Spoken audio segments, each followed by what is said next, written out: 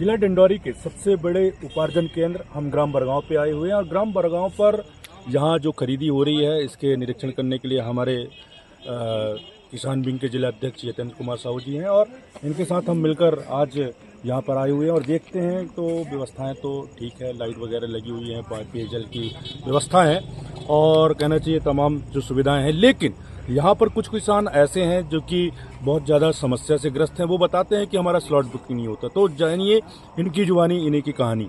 क्या है नाम है भैया? राजेश कुमार साहब।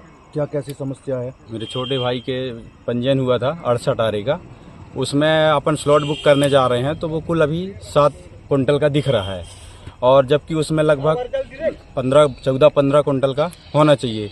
तो इसमें बहुत ज़्यादा समस्या आ रही है। यहाँ पता करने आए तो बोले जो दिख रहा है मोबाइल में वो यहाँ भी दिख रहा है। मतलब आपके मोबाइल पर जो आपको बुकिंग होना चाहिए वो हो नहीं पा रहा है। उसमें बहुत समस्या आ रही है और इसी वजह से अभी जानकारी लेने आए थे तो बोले वो ऊपर ही से ये समस्या आ रही है तो इसका जल्द से जल्द निराकरण होना चाहिए। एक जैसे मेरे बड़े भाई का भी है, उसमें 96 आरे लगभग 2.5 एकड़ का पंजीयन हुआ था, उसमें कुल 4 कुंटल दिख रहा है। तो उसमें भी समस्या है। इसमें मैं सीएम हेल्पलाइन भी लगाया हूँ, दोनों में अभी तक उसका कोई निराकरण नहीं हुआ है। तो देखिए इस तरीके से किसान परेशान हो रहा है, अपने अनाज बेचने के लिए परेशान हो रहा है, पैसे लेने के लिए परेशान होता है, अनाज बेचने के लिए परेशान होता है और इस तरीके से दर दर भटकने को मजबूर है हमारा किसान। तो इन्हीं किसान भाइयों के लिए हम लोग लगातार कार्य कर रहे हैं और चाहते हैं सरकार से कि इनका निराकरण करे, तत्काल समस्या का निराकरण करे। और इसी विषय को लेकर हमारे किसान विंग के जिला अध्यक्ष जी हैं, इनसे भी चर्चा करते हैं। कैसे इसका निराकरण होगा, क्या समस्याएं आ रही है? इसमें सरकार की जो मानसिकता है वो समझ में नहीं आ रहा है किसानों के प्रति।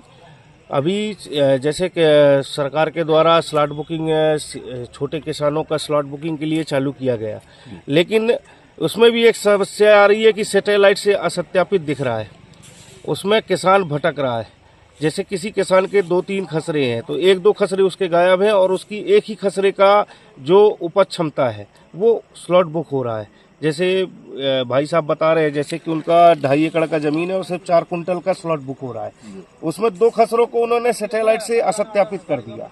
और अभी लगातार बात हमने तहसीलदार साहब के इधर भी बात की है, वो भी बता रहे थे कि हम लोग सत्यापन लगातार कर रहे हैं लेकिन खाद्य विभाग से पोर्टल से अपडेट नहीं हो रहा है। एक ये भी बात समझ में आ रही है। माने जमीनी स्तर के जो अधिकारी हैं वो अपडेट भी कर रहे हैं लेकिन जो सरकारी महकमा है खाद्य विभाग का पोर्टल अपडेट नहीं हो पा रहा है। उसमें बहुत किसान परेशान है और बड़े किसानों का तो अभी स्लॉट बुक का चालू नहीं हुआ, जबकि अभी सिर्फ 6 दिन बचे सरकार की जो लास्ट डेट है। आप ये बताइए कि जब बड़े किसानों का भी स्लॉट बुक नहीं हो पा रहा है और 6 दिन बचे हैं तो फिर वो अपनी उपज कब लाएगा, कब बेचेगा? और इस समय शादी विवाह का सीजन है, सभी किसान बहुत परेशान है। सरकार की इस जो कर प्रणाली है उस पर नाखुश दिख रहे हैं किसान।